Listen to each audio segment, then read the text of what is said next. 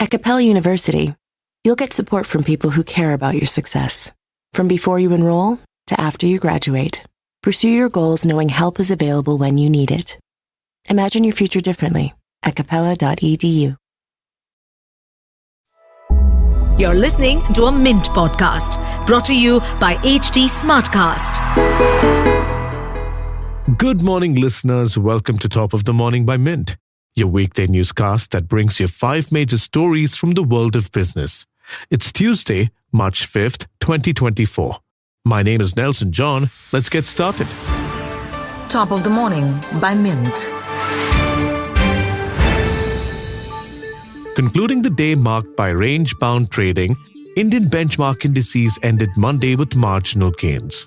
The Nifty 50 reached a new all-time high of 22,440 in early trading, but subsequently pared some of those gains. Nifty was up by 0.12%, while Sensex closed marginally up by 0.09%. Retail investors are getting smarter day by day. With the rally in small and mid-cap stocks over the last 3 quarters of 2024, these investors who traded directly on the exchanges had a gala time. Companies such as BSC, Birlasoft, Zensar Tech, Sonata Software and RBL Bank saw their stock prices jump anywhere between 23% to 415% in the 9 months through December. At the same time, retail investors cut their stake in these companies by 4 to 11%. This means these investors who typically invest only up to 2 lakh rupees are getting in at low points and selling at mega profits. Mint's market correspondent Sahgal and Mayur Bhalerao examine how retail players are riding the small cap wave. Global airlines are looking at India with hopeful eyes. After witnessing a surge in the domestic market last year, airlines are upbeat on foreign flyers from India. The upcoming summer season is adding to the momentum. International carriers like Emirates, Singapore Airlines, Qantas, Cathay Pacific and Etihad, among others, are expecting a significant increase in demand from India. They are adjusting their networks to accommodate this anticipated growth. According to the ratings agency ICRA, international passenger traffic for domestic airlines is projected to exceed the peak levels recorded in the fiscal year 2024. January 2024 itself saw 6.52 million passengers fly abroad, 17% more than last January. Data from online travel portal Ixigo attests to the growing numbers of outbound flights from India, reports Anu Sharma, Mint's aviation correspondent.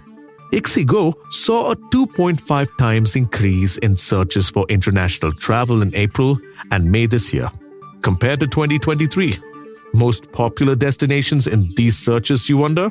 These are countries that have recently made travel for Indians visa-free, such as Kenya, Thailand, and Malaysia. One of India's automobile behemoths is going to see a massive change in its corporate structuring.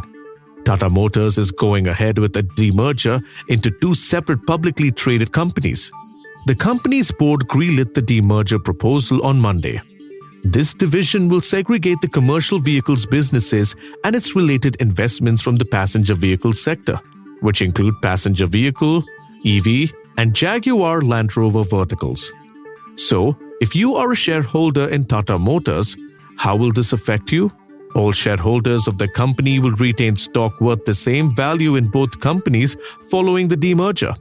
The demerger is a logical next step after the previous split of the passenger and electric vehicle segments in 2022. The decision is expected to boost the independence of each business unit, which will also allow them to implement strategies more efficiently. Software company Nvidia has a stellar run on the US stock market. Since the start of the year, its share price has gained more than 70%. Last year, it has surged by a whopping 240%. The reason? Its dominance over supply over hardware and software needed to make artificial intelligence a reality. Such a performance in the markets has created millionaires among its staff who hold employee stock options.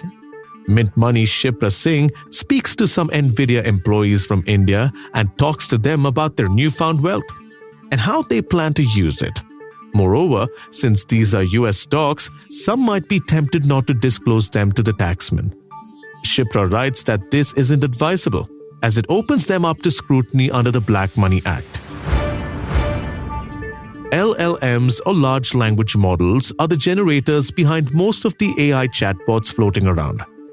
LLMs excel in understanding and generating human-like text in the language that they are trained in. But how do you design an LLM for a country like ours, with hundreds of languages being spoken? This is where Indian GPT comes into the picture. While OpenAI's ChatGPT is largely trained on English, companies developing Indian language LLMs face the daunting challenge of training their systems in languages that are not extensively digitized. Indian companies have already started the uphill task of making accessible AI chatbots for all. Take Ask Disha, for example, IRCTC's chatbot aimed at helping passengers. Chennai Police has a similar project called AI Police, a virtual assistant. These chatbots work on an LLM called Bharat GTP, which is designed by Bengaluru's AI startup Corova. Mint's executive editor, Leslie De Monte, takes a deep dive into the emerging world of Indian LLMs. He also writes about the mammoth task that Indian companies face, creating an AI accessible to all Indians. We'd love to hear your feedback on this podcast. Let us know by writing to us at feedback@lifemint.com. You may send us feedback, tips, or anything that you feel we should be covering from your vantage point in the world of business and finance. That's all for today. Thank you for listening. We'll be back tomorrow with a fresh episode of Top of the Morning.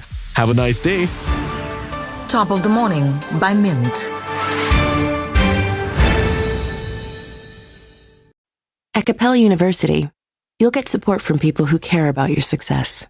From before you enroll to after you graduate, pursue your goals knowing help is available when you need it.